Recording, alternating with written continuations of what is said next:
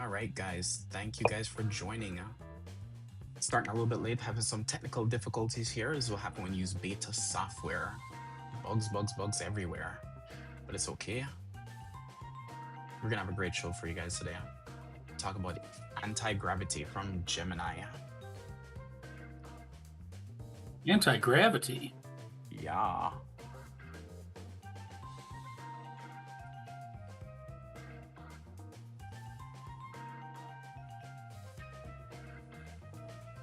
If you're a developer, you're gonna love this episode. I promise you. I'm a developer and saves so much time. I'm curious to learn about the three different types of vibe coding. Oh yeah. Popping up different nice categories. All right, here we go, guys. Thanks for your patience. Welcome to Season 10 of Airhead Institute, your 45-minute AI power-up at noon Eastern. This month, we are broadcasting live across all the socials and Zoom. If you're new here, join our free AI community to grow alongside other curious minds and give your kids a head start by enrolling them in the Airhead After School program. Here's March's weekly lineup. Mondays, we take the training wheels off securely in the Open Claw Bootcamp. Tuesdays, we explore bleeding-edge tools from Google Labs in Gemini Hidden AI Apps. Wednesdays, we equip the next generation in AI Gateway to College. Thursdays, we uncover productivity and marketing tools in Hidden AI Gems, Starters. Fridays, we explore human purpose in an automated society in Humanity 2.0, No Jobs Edition. We're making AI practical, powerful, and accessible for everyone. No tech background? No problem. Whether you're a student, professional, or lifelong learner, just show up. Guided by your hosts, AI Junior and AI Johnny, we're keeping it bold, brainy, and built for real-world impact. AI won't take your job, but someone who knows how to use AI will. Don't get left behind.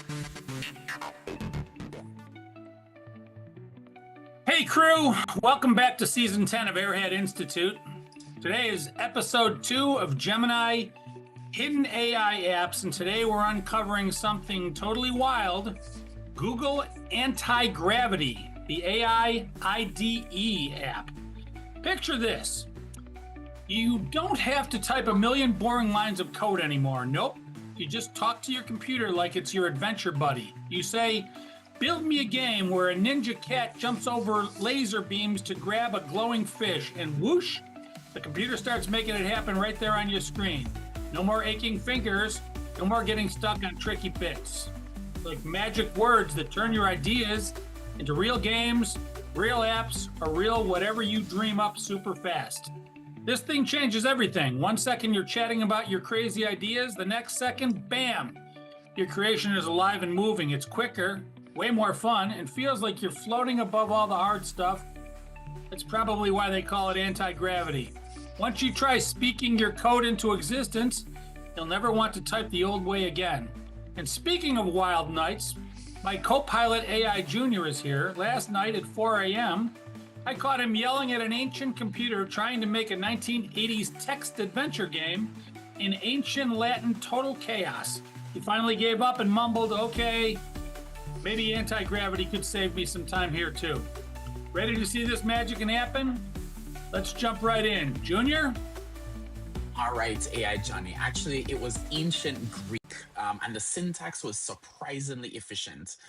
Adrian Abdul, I know this show is actually, kind of specially written for you guys. You guys are actually the engineers in the house. I want to just give you guys a little shout out. You guys are going to love this episode. So welcome, everyone. This is the immersive class. Just like you were dropped in a random country where you don't speak the language, you pick a word or two the first week you're going to pick up, and before you know it, you're fully fluent.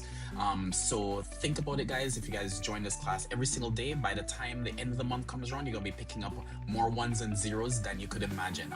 If you're on Zoom, unmute and ask your questions real time. If you're on socials, there's a 30-second delay. We're not ignoring you. Just type your question in early and we'll get to you. All right, so today we are focusing on agent-first coding and building out functional applications with Google's new coding environment. AI Johnny? Before we even touched the new software, we went straight back to our official language model of the month, Gemini, since we're exploring the Gemini ecosystem. we consider Gemini our high level consultant. So we asked our language model of the month, Gemini, to analyze the documentation for us. Junior, what is the single most mind blowing fact about Google anti-gravity right now? All right. So according to Gemini, Google's Antigravity uses massive context windows to hold the entire organization code bases in active memory, reducing things like boilerplate code setup and all those things by up to 98% through predictive generation. That Man, is a bold claim, Junior. it What is. do It you is. say we fire up the screen and let's find out if Gemini is right? All right, so let's check this out, guys. So I'm going to show you guys something here. So again, I'm going to drop the link to Gemini in the chat, so everybody who wants to actually follow along can. So we actually have antigravity.google, and this is the IDE. Now, if you're familiar with Visual Studio Code, this IDE should look pretty normal to you. Let me just make it a little bit smaller so you guys can actually see my header and my footer. So let me see. Yeah, Johnny, how's the font size on that? How's that look? Let me see. I can read it just fine. Nice. All right, so check this out, guys. Oops. Oops. All right, managing too many windows here. All right, so check this out, guys. So we actually have Anti-Gravity installed. It looks exactly like Visual Studio Code. So the reason why it looks exactly like Visual Studio Code is because it's a fork of Visual Studio Code. Now, because it's a fork of Visual Studio Code, I can actually do a whole bunch of amazing things. I can do exactly my same keystrokes and my navigation, so you don't have to learn a new app. Now, what I want to do is I want to go and actually build a app. Now, I'm not going to pretend I'm not going to give it anything. Now, I know our software engineers like to actually dictate all the nitty gritty and the nuances, but check this out. What if, say, for example, we just wanted to build a digital hall pass tracking app for teachers. Now, our theme for the month is a is education, future of education. So over here we have a little agent, and we're just gonna paste build a digital hall pass tracker app for teachers. Now, by just doing that, I'm not gonna say anything else. I'm gonna hit my little blue button and just watch it go. Now, what it's gonna do is it's gonna start planning, it's going to start figuring out what I need. And it's going to start saying, hey, you know what? Let me figure out what needs to get built. It's probably going to say, you know what? I have no idea what this user is really wanting, but let me build something most structurally sound and what makes more sense. So you can actually see it's thinking here. And with just that one sentence, it's actually saying, hey, you know what? The thought process is, and it's creating a task. It's actually figuring out what the task is going to be. And let me actually make this bigger so you guys can see what it's doing. So it actually came up with a project plan. It says build a digital hall pass tracking app. It says project initialization. It actually initialized a Vite React project. For those who don't know what that means, don't worry about it. I think it's going to set up some global CSS and styling utilities. It's going to create the dashboard layout. And there you go. The implementation plan has been proposed. So it says the user review, please review the proposed approach with the local storage to persist active and historical passes across, reloads, proposed changes, blah, blah, blah. So it actually tells me a whole bunch of things that it wants to. It wants to create active passes page, some components. It's telling me a whole bunch of things. It's saying the verification plan. I need to run npm run dev, and I can visually inspect. It tells me everything I need to do. So I'm gonna say, you know what? If I don't like this plan, and I say, for example, I say, AI Johnny, what do you want to name this app? Let's name it something like, the name. So you can actually see, I want the name to be Airhead. What Airhead? All pass. I like that. All right. So I'm saying I want the thing to be Airhead Hall Pass. I put it in there and I can talk to it and look at the implementation plan and see if the plan makes sense. Then I can just go ahead and proceed. And by doing that, if you see on the left-hand side, there's nothing in my source. It's going to be able to, it's going to start building out my package.json file, a readme.md file. It's going to build out the entire React framework, bootstrap everything, and I'll have a front end and a back end that I can actually debug, and I can add test cases and do all that. Now, while all that's going, AI Johnny, first of all, I just want to go to anybody in the chat to see what's actually there, that's going through their mind right now. So it's actually going to generate, and you'll see on the left, it's going to just start generating and spitting out some files, and it's thinking on the right. So, AI Johnny, what are your thoughts so far? I think, well, you're going to knock this thing out in what, a minute or two? So I did this before. It took maybe about 7 to 10 minutes to initialize the whole entire thing. Abdul's actually, saying, as usual, powerful and scary. So I'll bring that action in the chat. Yes, Abdul, you're absolutely right. So you see, right now it's building out the Airhead Hall Pass. You see my node module. It actually went ahead and did a PNPM install. So it installed all my node modules for me. It actually creates a public folder, all the README files. It created all that things. It's actually going in, it's debugging the code, it's doing everything it can with the agentic process. Now, because it's going to take some time, I did prep one ahead of time just so we can actually see it. So check this out, guys. This is the Airhead. I call mine Airhead Student Pass, so very close to AI Johnny. So this Airhead Student Pass is the student pass that it actually built. Now, because it actually built it, it's fully functional. I have the ability to add a person, so I can say, give me a person, AI Johnny. AI Johnny. Ah, look at you. All right, and where I does think I'd AI? like to go to the water fountain. You Is want to there, go to? I can go to the library, I can go to the nurse. Yeah. If I have a hall pass, I'm going to the nurse. All right, go to the nurse, and I'm gonna say we issue a hall pass. Now, AI Johnny has gone to the nurse for the last 3 seconds and counting. There's an active pass already out there. I gave it no functional requirements. I gave it nothing. It figured out what is needed for a hall pass or a student pass to be able to track. And guess what, guys? All of this is stateful. It's backed by a database. It actually, if the app terminates, right, can actually try to terminate it now to show you guys. Actually, we'll show that later on. So you can actually terminate the app and it actually remembers a state and it will build out all of that for you. Now, that is the wow factor, AI Johnny. What do you guys So you think?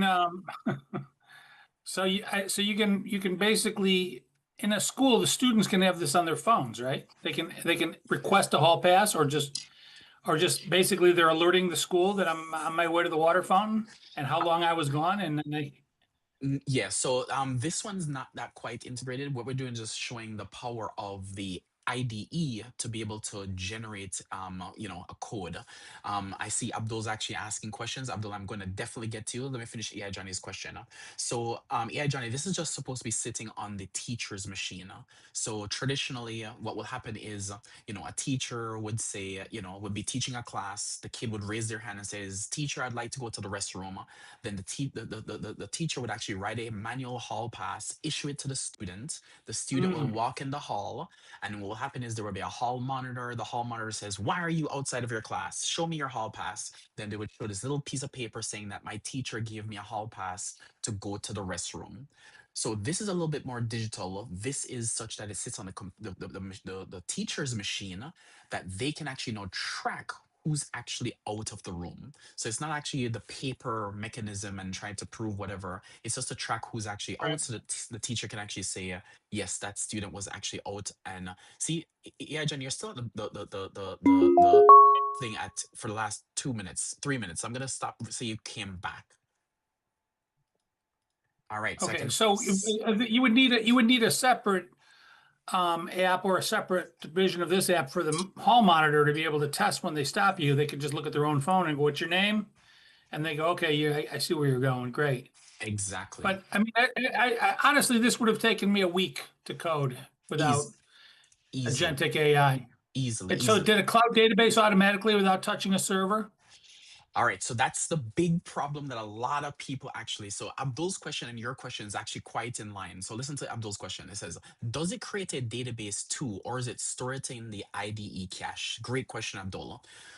So what a lot of people really, really are excited about is the following: is AI is really great at actually building these isolated single pillar tools. That's really good. It lives on a local machine. It's not deployed out to the cloud, all these things. And what happens is we get a false sense of security of where these things exist, right? So Abdul, I love the question. you're right. It did not build a database in the cloud. It did not deploy anything out to AWS. It did not build anything out to Azure. It did not build anything out to Google Cloud. And the reason why is because of integration. So the problem with these systems that we're building is you have to either dictate how it's integrated into these cloud services, because once you deploy it, they either want to charge you a bunch of money to then deploy that out into a location so that they can make money. Because guess what? Google right now, they're not going to make any money on this app, but they want you to deploy it on their Google Cloud. And if they want you to deploy on the Google Cloud, you're like, I don't have the technical expertise how to, so let me do it for you. And then they'll eventually try to charge you money to be able to host it on their Google Cloud, but the architecture could potentially suck if you don't know what you're doing. Abdul, really great question on that. Does it create a database too, or is it storing it? So the answer is no. Um, Abdul also asked, we software engineers aren't completely obsolete. And Abdul, this is the part that is actually, so we actually have a key takeaway at the end where we're going to actually show that software engineering itself isn't dead. You're just going to change the role. You're going to change now to be managers or understand the architecture to make sure that you're going in the right way. Now, so AI Johnny, hopefully I answer your question. So no, there is no integration with another system. There is no collaboration with other system because those pieces itself haven't been architected, and unfortunately we're not there yet with integration into other pieces. So if you wanted to, say for example, make this a different app, you'd have to actually build out another anti-gravity project. You have to say, hey, I need something to connect these two pieces, and that's where the software engineering glue needs to come in. Do I need to actually build an AWS queue or a shared database that they both can talk to? Lots of things that need to come in, but you can tell it exactly to do those things if you actually understand the concept. Yeah, I've got a bunch of questions. Of So course. couldn't I just prompt it to build the external database? Unfortunately, no. So the thing is, you have to actually first sign up for a Google Cloud Platform API key and account.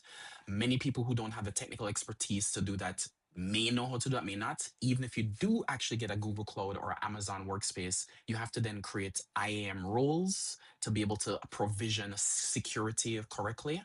You don't want your keys to get leaked. So a lot of people don't have the technical expertise to do the integration portion. So what happened is they get stuck in trying to move forward into putting it on AWS or Google Cloud Platform or Azure. So you could say, build me out the actual AWS integration, but it can't sign you up for the AWS account. It can't go fetch the keys. It can't put in your credit card. It can't do half those things because it's just stuck in its own IDE. So the very people that are using this to build applications are using it to build applications because they don't have the technical expertise to build applications, No, correct? no. So Google Antigravity is geared, because it's an IDE, an integrated development environment. It's actually geared towards developers. So this specific flavor of an agentic coding system is geared only just to developers. So it's hoping Okay. that the So you developer, could have built it on your own. It's just uh, doing it faster. yes, much, much Here's my faster. here's the point that I'm getting. Here's the point that I'm getting at. If a seasoned developer can use this thing to speed up the development process, but his seasoned development skill set allows him to go off and set up a cloud account and get the API keys and all that other stuff, and that's needed. And a regular person that doesn't know anything about coding would not be able to use it for anything besides what it spit out, but it wouldn't be able to do the more advanced stuff because that's still stuff it can't do, but seasoned developers can do that. You are correct, And which and is, what I say to that is that the LLM behind this, I'm assuming it's Gemini. it is. It's smarter than me, and I can go set up those keys. So why can't it just set up the environment? Yeah, those are great questions, AI Johnny. So what happened is respect to scope. So the agents itself don't have unlimited context. So you have to figure out what it's good at. So you have these general purpose AIs that we showed one yesterday, to be able to be the open claw. It is general purpose. It doesn't have the ability to do um broad things. So you have to actually create, and we're going to show that in later episodes on open claw. Um, we're going to show that in a future episode to show how you can use multiple agents to actually do a big task. But unfortunately, these things have to be broken onto small projects. Now, The way OpenClaw has solved it, which is why they've taken off so well, is that OpenClaw has given the ability to have many agents.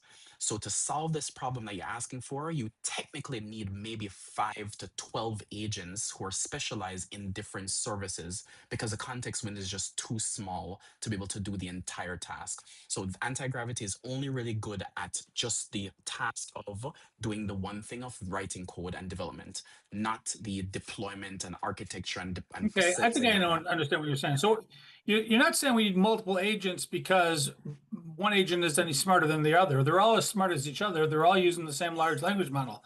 They all know how to code. They all know how to, what you're saying is that you start to hit a context window when you start asking it to do multiple things.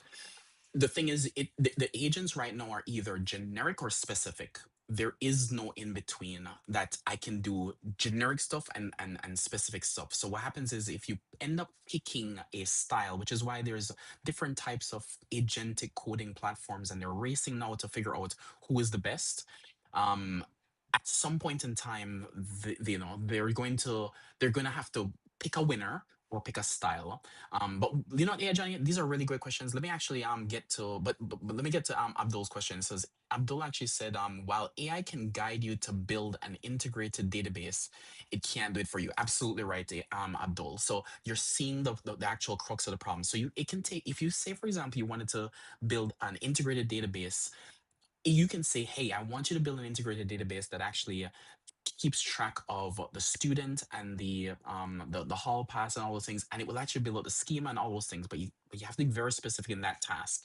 The more depth you have, you lose the generality of it, and the more general you are, you lose the depth. So you're on a sliding scale of, do I want to be a general or do I want to be a depth? So what Google's anti-gravity is really good at is it's really good at depth for just being able to help you code really, really fast. And that's the beautiful part about it. If you want to take the next step of deploying and CI/CD, that's where you're gonna have to either do stuff on your own or you're gonna struggle because it's really not good at that. So yeah, Johnny, let's get to the word of the day because that's actually is gonna actually help a lot of people understand what we're actually talking about here.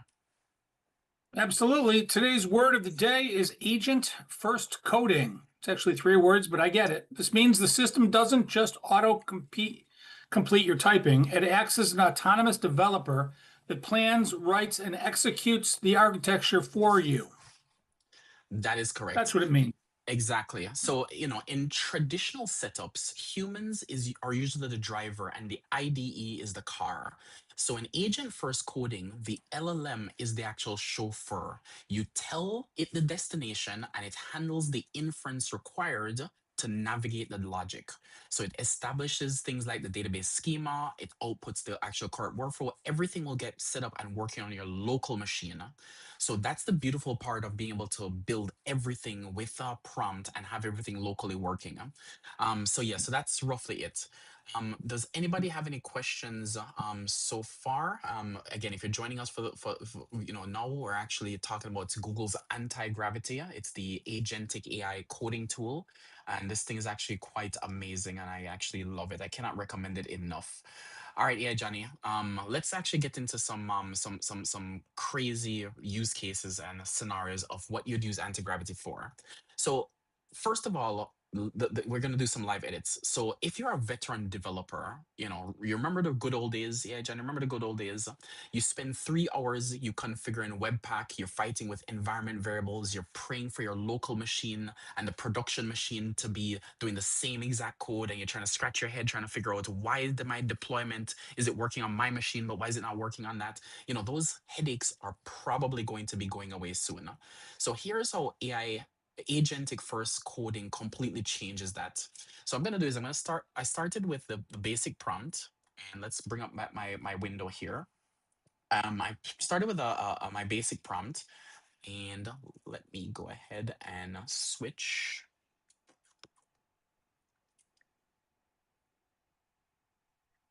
Right. So I actually have this one. Let's move this one out the way and do this one. All right. So let's say, for example, I actually have my app running. And let's say, for example, I say to myself, you know what? I really, really, really, really don't like. So let's bring up here. I really don't like Abdul. Adrian, Chris, Rita, anybody, you know, anybody, throw out a color. What color you don't like? You'd say, I don't like the color of this, the background. It looks terrible, and I wanted to do some changes. What would you guys say? All right.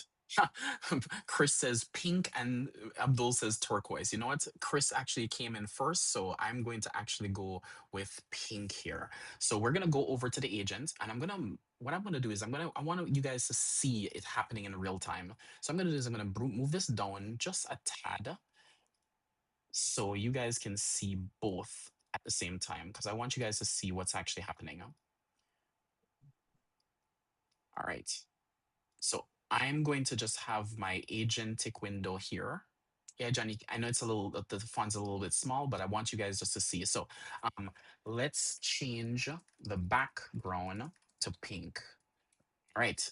So let me just see. So Chris, yeah, Chris typed faster than me. He must be an agentic AI. That's what Abdul mentioned. So we're gonna say we're gonna change the background to pink, and you can see it's now here thinking. And because it's thinking, right, it's going to start generating, it's going to understand where in the code does it make sense to change. Now it actually did set up a global CSS file. It does know where the background is. It understands that semantically, and it's going to come up with a plan. And it thought for about 12 seconds. It's updating the theme color. It says user requested pink background. Let me make this a little bit bigger so you guys can see it.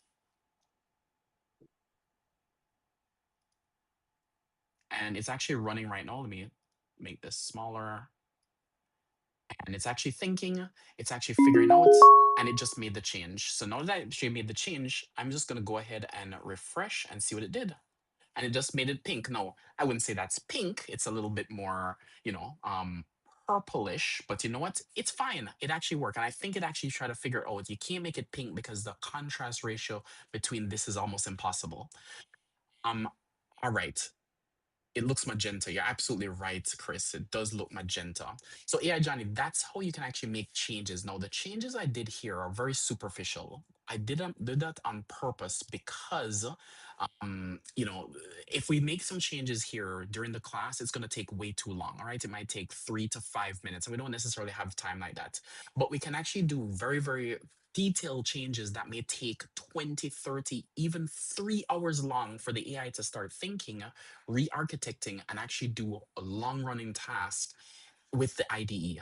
So if you're writing a code, and if you're writing code and it will take you, say for example, 3, 4, 5 hours to do something, the AI can even run as long as you can run, and it will do it much faster. So, if I want to change it to say, hey, I want you to use MongoDB instead of Postgres, or I want to use, some database, it will be able to do that for you. All right, AI Johnny. That's So, dude, you're talking to it in English. It's creating code, right? You said it created a CSS file. that is So I'm correct. I'm guessing it created some JavaScript files or some other files that all work together in the environment. In the old days, we didn't have a prompt. We had to literally go into those files and write the code and create the CSS file from scratch. Now it does that for us, correct? You are I'm absolutely guessing all correct. those files. I'm guessing all those files are sitting in a directory somewhere. Yep, I'm showing you the CSS file here. So there's a bundle.css that's actually here. Is it on the cloud or is it locally? Can you save that CSS file? Yes, these are all my files. Now, I can now take this and then do something with it. So we could technically try to go and deploy this out, but each cloud provider has a different infrastructure, and you need to know the technical know-how on how to actually deploy this. So Google Cloud Platforms would require a different deployment procedure. AI can help you with that, but unfortunately, the tool, the IDE, the agents are stuck only in the IDE.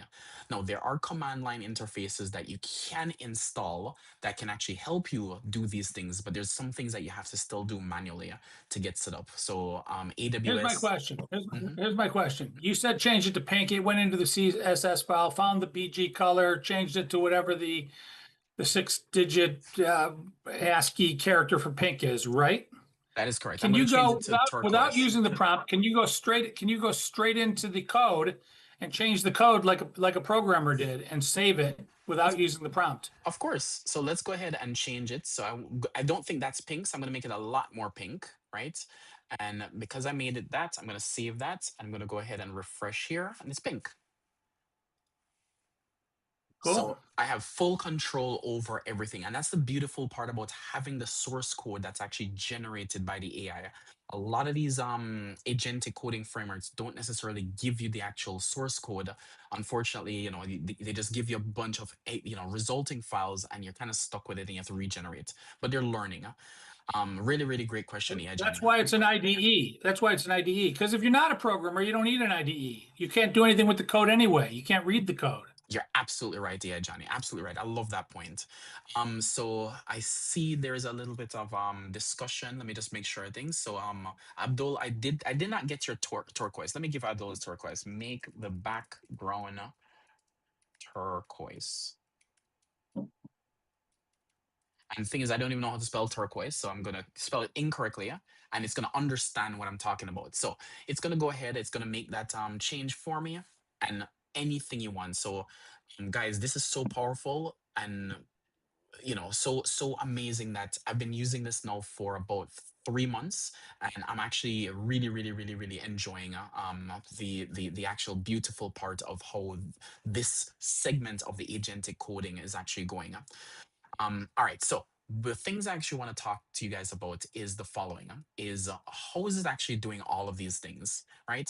It's actually taking your code, and because Gemini has a 1 million context size, it's actually taking it and creating a nice vector database and organizing and figuring out patterns. Okay, so it just finished. Let's go see. It's refresh and let's see if it's. Look at that. That's Abdul's turquoise. Looks actually great. Um, all right. So yes, so it's actually being able to understand and pull in all of that context itself in terms of what is how your application is linked. So if you change one thing, it understands how it affects another piece of the application. And even if it's 50,000 lines of code, it's able to actually handle it beautifully. All right, yeah, Johnny, ready to go to the deep dive? I am ready to go into the deep dive. I just wanted to make a quick comment that Abdul's turquoise is actually hunter green, So which is right. my favorite color, by the way, which is my favorite color. So kudos to you for predicting that. Yeah. What's All right, interesting? so we're going into the deep dive, huh? Yeah, guys, what's interesting, I want you guys to point this out, is it actually did turquoise and it actually changed, if you notice here, also the student name as well to a lighter color to increase accessibility. And I didn't tell it that. I only told it just to change the background. And by changing this, because it realized that it would have not been legible because the contrast ratio would have been too low, it actually changed it for me, which is actually a really, really good job on the AI there. All right, so the deep dive, let's actually get through this. So how The does anti-gravity actually maintain the logic without breaking the application? yeah, not that one, yeah, Johnny. So we're gonna actually, no, you're right. I'm so sorry. Yeah. So what happens is, let's talk about first temperature. So a lot of people don't necessarily understand what's happening behind the scenes on most AI. So what we're gonna do is we'll talk about temperature. So temperature is a parameter of the AI that actually determines, you can call it creativity. The higher the temperature, the more free the AI can actually use a statistical prediction to be able to randomly do things. Now, what happens is, when you're coding, you don't want creativity, you want predictability. So AI turns the temperature way, way, way down. So it's actually generating the exact same thing it needs to generate every single time. So a semicolon, a close parentheses, all those things itself, it knows how to do. And anti-gravity heavily uses RAG, retrieval augmented generations, by chunking your code, figuring out how to retrieve each section and how each course is related. So when you make a change, like I want to change the background, it says, aha, I know that you have 50 pages on your app. Each may actually have a different contrast ratio. I will go ahead and change it to make sure it matches and doesn't break everywhere. So you don't have to think how it actually how your code breaks, changing changing how your code breaks one thing, how it breaks something else in another location. The next thing is, because it has a massive context window, it has the ability to store the entire history of the app's architecture in memory all at once. And that's a beautiful part, because if, say, for example, you change the schema of a database in a column, it knows the entire app architecture and it can go ahead and make those changes from the front end, middle tier, all the way to the back end to make sure that it doesn't break the app all in one fell swoop. And finally, the parameters are fine tuned specifically for development. So these are internal dials and knobs that the AI uses to weigh decisions, prioritizing functional, secure code over conversational text. All right. Ooh, look at that. Rita has an amazing question. How do you protect your hacker? How do you protect hackers? You protect your website from hackers? Rita, this is the $1 million question. There's always going to be a fight between the cops and the robbers. So as AI is going to do a particular pattern, people are going to see what the pattern is and they're eventually going to exploit it. So I predict that what's going to happen is 6 months from now, we're going to have lots of these things, AI build things. And what's going to happen is because AI is building the same exact thing, one design flaw is going to be found out, and unfortunately everybody's going to get attacked with that one design flaw. So unfortunately that's how it is. Those are usually called 0-day attacks. Unfortunately, it's just the way it is because people are abstracted by the how it's done, not recognizing that there are vulnerabilities lying there that you don't even realize. So Rita, to answer your question is, how do you protect hackers, web server hackers? You can't. You just have to put enough deterrence to hopefully that they just go away and they don't actually try to hack you. Now, the higher your reward, if they hack you, the more chances they're gonna want to hack you. So you just if they want to hack you, they're gonna hack you. So you just have to kind of accept that. But unfortunately, that's the way it is. All right, AI Johnny, let's get to the pricing. So for anti-gravity, I'm gonna run through this real fast because we actually started a little Do bit it late. quick. Go ahead. Go ahead, AI Johnny. Johnny. No, no, do it quick. We still have deeper dives and I know. takeaways and I know. news. I know. Yeah, we started late, so I'm gonna actually not rob the amazing portion of this for especially for the engineers on the call. So for the pricing, so the individual plan itself is actually free, which is actually quite amazing. I love the fact that Google made this free because it's eating up a lot of tokens. No, the thing is, because you're on the free plan, obviously you get a lower amount of tokens and low amount of credits. So you get enough daily that actually gets reset that you can actually do a task, go away, come back, and it will actually either pause until you get more credits or you pay for more credits to actually get access. They do have the Google Workspace where you have the Ultra or the Pro plan. Depending on the price you want, it can be as cheap as $19 if you want to get a higher tier, or you can get practically unlimited with the Ultra plan. So definitely, depending on your productivity and what you find value, it may be worth it. All right, yeah, Johnny, let's go deeper under the hood. All right. Okay. Let's see. This is where AI Junior nerds out. If we aren't worried about writing basic boilerplate code anymore, how does this actually make a developer more productive with the really annoying nitty-gritty stuff? That's my question. Yeah, so this is where this agentic workflow really works really well, right? So first of all, package dependency hell. So sometimes a developer can spend 2-3 days on just trying to figure out dependency hell. So you install one library and suddenly the entire application breaks because of a version conflict. So Antigravity acts as the autonomous agent that maps out your entire dependency tree. And if there's a conflict, it automatically tests different version combinations hundreds and hundreds of times per minute until it actually gets the right one and fixes your environment, run your test cases to make sure that everything works really well.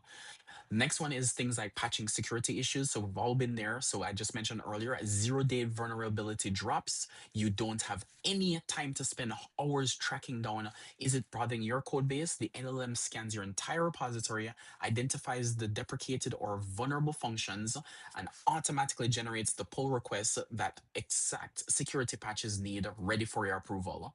Other things it does really well, it handles massive framework updates. So we've always been there. You're moving from React, version 3, if you remember those days, to version 4 was actually a big breaking change. Man, I just dated myself. We're in, I think, React 18 or 19 right now. So by utilizing massive context window, the AI can ingest the old logic, map out the new framework's breaking changes, and rewrite the component structurally adding test cases, saving months of tedious refactoring. And the last thing is adding test cases. Most developers hate writing test cases. So this is really great at writing test cases. I've never written so many test cases in my entire life with this IDE. So guys, make sure you check it out as well. All right, yeah, Johnny, let's go to the takeaways. All right. A couple of things. Going back down to earth, here's what you can use right now on the business side of things. Rapid prototyping. Marketers can sign up functional lead capture tools in minutes without waiting on the IT department. So you want to, Exactly. if you're in sales, that's kind of cool because sales can't wait. Yep. Internal dashboards. Office managers can instantly build custom CRMs, client relational management systems, tailored exactly to their team's workflow, which is kind of nice because you develop it in English. And finally, automated landing pages. You can deploy A/B testing environments instantly by having an agent duplicate or modify existing sites. So that means you can create two that are slightly different and then measure them up and see which one is it gets more hits or gets more follow through or gets more better results. Yep. So those are the three high level takeaways. What about the technical takeaways? Yep, definitely, yeah, Johnny. I love those, especially the rapid prototyping. You know, you want to get something up really quickly. You get to see if it tests and works, and then you go ahead and build out all the things that's really needed beyond that prototyping phase. All right, so vibe coding an app and deploy to production. So you don't need to manually orchestrate deployment pipelines anymore. You can literally describe the vibe and the functionality and let the agent build it out autonomously. And then you can actually potentially push live straight to a live server. So this is where the knowledge of when you're technical, if you understand the architecture of how AWS actually works, you can say, hey, I want to be able to pipeline using, AWS code build, or I want to be able to use Amplify. You can tell it all the things that you need and structure it the way you want it, and it actually write those scaffolding code. Then you actually be able to ship out your code to AWS or Google Cloud Platform. You can actually also do things like migrate from one code base to another. So translating thousands of lines of legacy code into modern language is now nearly instantaneous. Automated code auditing, you can paste in a complex, messy code that you have the system instantly find security vulnerabilities and optimize the logic for better performance. All right. Does anybody have any questions in the Zoom before we actually go to the live stream? And guys, in live stream, there's a 30-second delay. So go ahead and ask your questions now so we can actually answer them. Does anybody have any questions on the... Oh, I'm actually showing the news really too fast. Guys, got to sneak of news.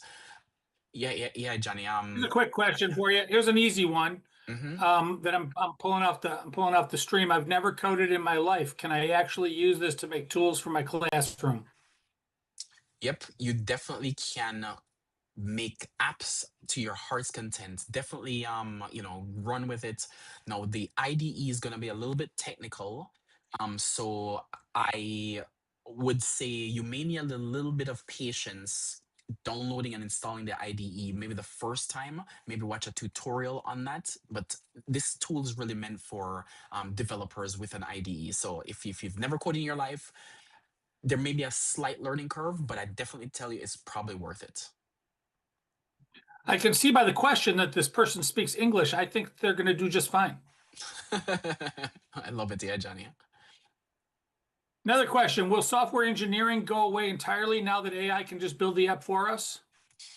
No, so that's a question that Abdul actually asked earlier. So it's very clear that software engineering is not dead. Now, we've been calling for death of software engineering now 6 months ago.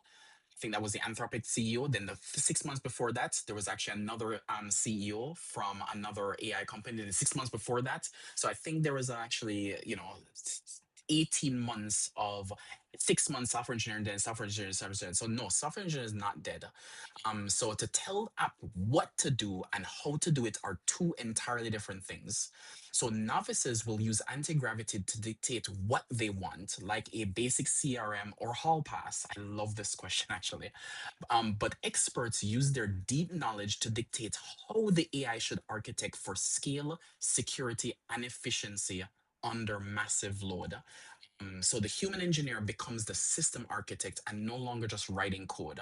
So that's the difference between telling it what to do and telling it how to do it. Without that knowledge itself, the how actually can be a huge risk to your long-term performance and benefit. So Abdul, I do love the fact that you set that question up earlier, because software engineering is not dead. AI John, anything else? Technical question. What about version control? If it's rewriting the entire database files at once? Yeah, so things like Git integration, and all those is built already into the IDE. So you don't have to worry about version control because those are already there. Now it's up to the engineer that you have to now commit it to your main branch. Now it has its own thing that is actually tracking, but you don't have access to its repository. So it knows what it changed, what the timeline looks like, but that's separate from your stuff. So if you wanted to do one thing, you can revert it. It can revert its own code, and it will be able to not mess up things. So does have version control in the entire system. It has two of them. Any more questions? Yeah, Johnny? Got any news? Yeah. Got any news, brother? We're running late. Let's wrap it up with some news and a wrap up. Yep. Go ahead. AI code assistant surge. A new industry report shows that 85% of enterprise software developers are now utilizing generative code environments to reduce burnout and speed up the sprint cycles. So people are obviously using this stuff. Yep. Security in auto-generated code. Cybersecurity firms have released new frameworks for auditing zero-day vulnerabilities in code produced entirely by autonomous agents, pushing for stricter deployment guardrails. Yeah, Johnny, actually, this is actually a huge one I want to hit on. And this, guys, especially my engineers on the call, I want you guys to listen to this one. So AI Johnny just said security in auto-generated code. So there's a lot of zero-day vulnerabilities that are actually popping up a lot. And, AI Johnny is going to talk about a breaking news that's actually coming up, that there's so many security issues in all these auto-generated code that if you don't know specifically what you're doing, all these zero-day exploits are going to be popping up. So just want you guys to be careful of the stuff so anything that is dealing with financial or anything that's dealing with something private, personal information, just make sure you put a little bit more guardrails around that thing to make sure you don't fall to a security vulnerability, whether it's next week, next month, or next year when they pop up. All right, so I love that one. Major universities are beginning to offer prompt engineering for development as a core prerequisite, signaling a massive shift in computer science curricula. And new this morning, a major tech startup successfully deployed a completely autonomous QA agent that fixed over 1,000 legacy bugs in their platform overnight without any human intervention. That's nice to hear. Yep. Love it. I'm literally going to go log off, get into antigravity.google and build a custom app to track all of Junior's bad jokes. To the team at Google Antigravity, we know you are watching. Our students are hungry to master this. If you want to partner with Airhead Institute to create the ultimate Mastering Google Antigravity series, we're here. Make sure you tune in tomorrow, March 11th, for our Wednesday workshop. What is cheating? The ethical boundary, where we dive into the LLMs versus original thought. Junior, take us out. Yep. Thank you guys all for joining. Just a reminder, these classes are completely free live, and you can ask questions right here in Zoom. RSVP for a free account to get reminders at airheadinstitute.ai, and support us by becoming a paid pro member. Also, remember, since tomorrow is Wednesday, don't forget we have Airhead After School and AI Office Hours from 3 to 5 p.m. Eastern Time. So if you're an Airhead Pro member, you can come and ask your AI questions. If you want to learn a little bit more, if you want help setting up Antigravity, we're here to help you with all that. Have a wonderful day, guys, and thank you so much. Catch you guys in the next one. Bye.